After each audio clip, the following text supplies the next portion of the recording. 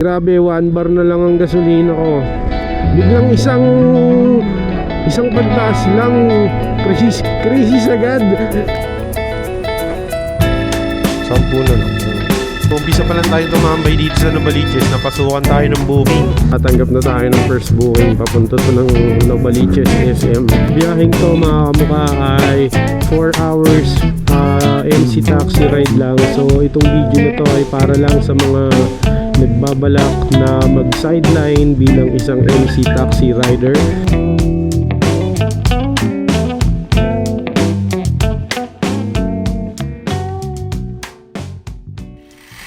Kamusta kayo mga kamukha? Kahit tayo ng joyride, suot pa rin natin ngayon ng jersey na ang SSL 888. Palabahin na naman yung joyride jersey natin. Kapag full time joyride rider ka, kailangan at least meron kang 3 to 4 na jersey para hindi ka mahirapan. Kasi minsan pag uwi ka ng bahay, pagod ka na, hindi mo na minsan malabahan, tsaka hindi naman agad matutuyo, hindi naman ida-dryer. Kung isa lang naman yung ako, pag yun lang ilalabahan ko, hindi ko na dinadryer Malapit na matapos yung court namin dito. Konting kembot na lang to. May pundasyon na ng court. May ring. Flooring na lang yan, tsaka bubong. Nakatanggap na nga pala tayo ng booking mga kamukha. At dito lang sa kabilang village lang. Alright, magsuot muna tayo ng gloves. Bumalik tayo mga kamukha. Naiwan kasi natin yung eyeglass natin. Nag-cancel tuloy yung pasahero natin. Di bali marami pa namang papasok na booking dyan. Siguro nakita sa mapang bumabalik ako, baka nagmamadali, so kinancel na lang. Okay lang, naiwan ko yung eyeglass ko. Hindi na ako pwede kasi mag-drive nang walang eyeglass. Baka masargo-sargo ko yung mga lubak Tapos lalo na pag gabi, inaabot pa naman ako ng gabi hanggang 8, hanggang 7. Pinaka-late na yung mga hanggang 9 ko na na biyahe. Wala pa pala tayong gas kasi kahapon dumaan tayo sa Petron. Out of stock ang mga gasolina nila ron. Nag-hoarding na yung mga tao dahil magtataas na naman nga. Grabe, utay-utay yung pagbaba, biglang isang taas lang, lagpas. Ano ba naman yan? Bago mo marating yung ganong kababang 60 plus, 68 yata yung last ko ng paggas. 68, bago narating yung 68, napakadaming rollback muna yung nangyari. Siguro mga 5 rollback muna or more than pa. Biglang isang taas lang ng gasolina, lagpas na naman, 70 plus. Nakatanggap na tayo ng first booking. Papunta to ng Novaliches SM.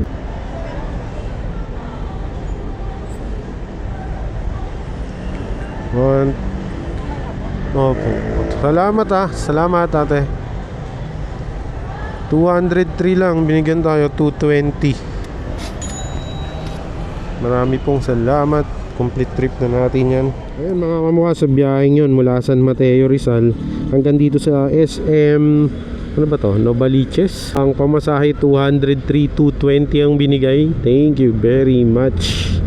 At lalabas tayo dito, bawal dito mag-standby. Hanap tayo ng spot. Lang tayo magtambay sa part na to. Ito pala yung TV5 no. TV5 mga kamukha Kung nanonood kayo ng TV5, tapat lang pala ng SM. Mag-uumpisa pa lang tayo tumambay dito sa Novaliches. Napasukan tayo ng booking. Bali mula dito hanggang Children's Hospital sa QC. 100 plus din yan. Let's go, chow na natin yan. Let's go. Malapit na tayo sa pick up location, pero may problema, may truck ng basura sa harap. Pinapagalitan ako ng jeepney driver. Layo din pala 122 lang po. 25. Ayun mga kamukha, bali nahatid na nga pala natin si ma'am mula Novaliches hanggang dito sa Philippine Children Hospital. At pamasahin ni ma'am doon is 122. Binigyan na tayo ng 125. Maraming salamat po. Ayan mga kamukha, bali nakatanggap na tayo ng pasahero. Nandito lang siya sa tapat sa may fire station. kunin lang ako. Pwede pante, boss? Gaano katagal ba kayo? Hindi, kuha lang ako ng ano, jersey. Jersey? Oo. O sige. Ayun mga mukha, tinitira natin ngayon. Puro gura-gurami lang. Karina po. Kuya, bayaran ko na kuya. Sige. May pangulo ko ba dyan kuya mo? Meron akong kapote. Taya lang, tatabi ko lang.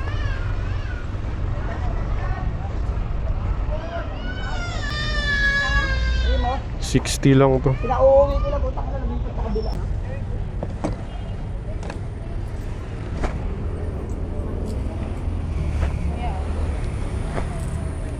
Sampu na lang. Yun.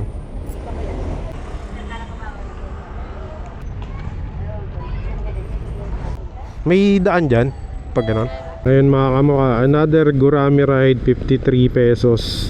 Cubao to Project 4 lang naman. Dito lang yan sa may Pitwasan. Complete trip na natin. Hanap tayong gasolinahan. 1 bar na lang tayo. Buti hindi pa nagbiblink ko. Grabe yung pasahero ko eh. Sa mga sumasakay ng MC Taxi dyan, mga tol, kung saan kayo nakapin na pick up location, doon kami pupunta. Kasi itong napasahero ko ngayon tumawag sa akin, tapos nandun na ako ngayon, hindi kami magkita. Eh nandun din daw siya. Yun pala, iba pala yung kung nasaan siya, iba yung napin niya. Tapos sabi pa sa akin ni, anong gagawin natin? Ano, kasalanan ko na mali ka ng napin. So dahil pagpapasensya na lang natin yung mga ganyan, di tayo na lang mag-a-adjust. So ako na lang pumunta kung nasaan siya. Pero kasalanan niya yon dahil mali siya ng pin location na nilagay. Ang hirap kausap nun. Pag ganun, di na nakikipagtalo. Wala tayong panalo dun dahil sobrang makulit eh. Hanap tayo ng makakainan, mga kamukha. Ito, mga on goods dito. Ayun, wala masyadong kumakain.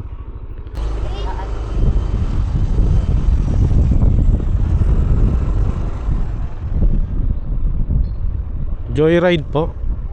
Opo. Ma'am, naubusan ako ng shower cup mo.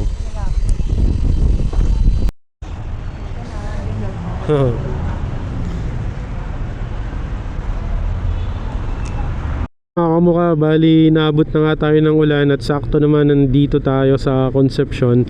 Nga pala itong biyaheng to mga kamukha ay 4 hours MC taxi ride lang. So itong video na to ay para lang sa mga nagbabalak na mag sideline bilang isang MC taxi rider.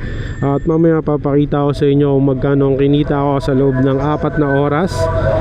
At kita-kita tayo, stay tuned lang at i-discuss ko sa inyo kung magkano ang kitaan kay Joyride kapag ginawa mo siyang sideline. Yung tipong after shift 4 hours ka lang magra-ride o babiyahe, or pag day off mo gusto mo lang mag-sideline, 4 na oras lang yung biyahe mo.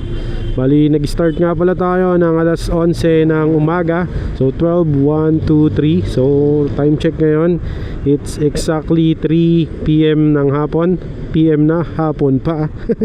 Check natin para malaman, makita nyo yung oras. Ayan, 3:10 na ngayon. Exactly 3:10 ng hapon. Tatapusin na natin ang biyahe natin para mapakita ko sa inyo kung balak nyong gawing sideline to ay may idea kayo kung magkano kinikita sa ganito ka iksing biyahe lang. Okay, stay tuned lang. Kita-kits tayo sa bahay. Let's go! What's up mga kamukha? Kamusta kayo? Sana okay lang lahat at welcome back sa channel. Maraming salamat. Ngayong araw nga pala ay kukumputin natin kung magkano ang kinikita natin sa loob lang ng 4 na oras. Literal na part-time job. At para to sa mga, ang video na to nga pala ay para sa mga gustong mag-MC taxi bilang part-time job lang dahil meron silang mga major na trabaho. So ito ang isang example kung magkano ang kinikita ng isang part-time MC taxi rider. So tinignan ko, ang naging biyahe ko lang sa loob ng 4 na oras ay 7 rides. So 7 biyahe lang. So, kukumputin ko ngayon kung magkano ang kinita ko sa loob ng 7 biyahe sa loob ng 4 na oras. Stay tuned! Tara, umpisa na natin i-compute to.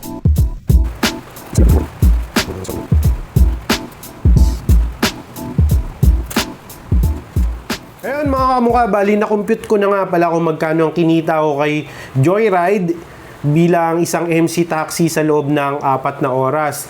So, ang kinita ko dito is 898 pesos sa loob ng 7 biyahe. Ngayon, syempre, babawasin pa natin dito yung wallet at saka yung pinanggas, yung nagastos nating gas sa loob ng 4 hours. So, pag isang buong biyahe ako, 8 hours pataas, nakakagastos ako ng gas na 230, ganun.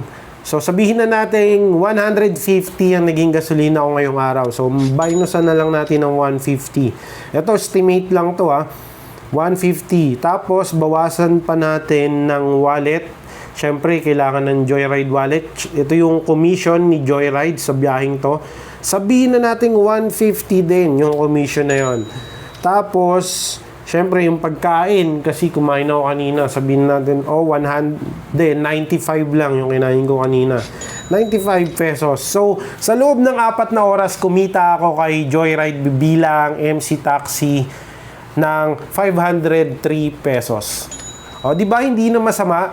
So, lagi ko nga sinasabi sa inyo na hindi nyo to pwedeng basehan dahil itong kinikita ko, merong mas mataas dito ang kinikita sa loob ng 4 na oras. Meron namang mas mababa dito ang kinikita sa loob ng 4 na oras. Kasi ang pagiging MC Taxi ay hindi siya pare-parehas.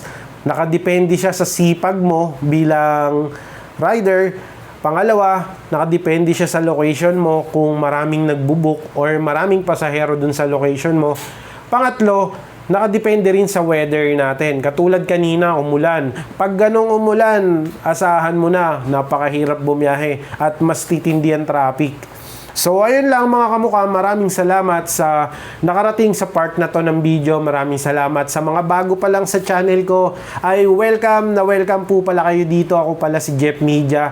At kung nagugustuhan mo ang mga biyahe natin, nag-i-enjoy ka sa mga adventure natin, ay huwag mo naman pong kakalimutan mag-like, mag-follow, at mag-subscribe sa aking YouTube channel para for more video like this at adventure na mga ginagawa natin. So, paano? Sana may natutunan kayo ngayong araw. Mag-iingat tayo palagi. Dito ko na lang pala puputulin ang vlog na to. Maraming salamat sa pagsama. Ingat palagi. Like and subscribe. Bye-bye! See you on the next vlog. Bye-bye!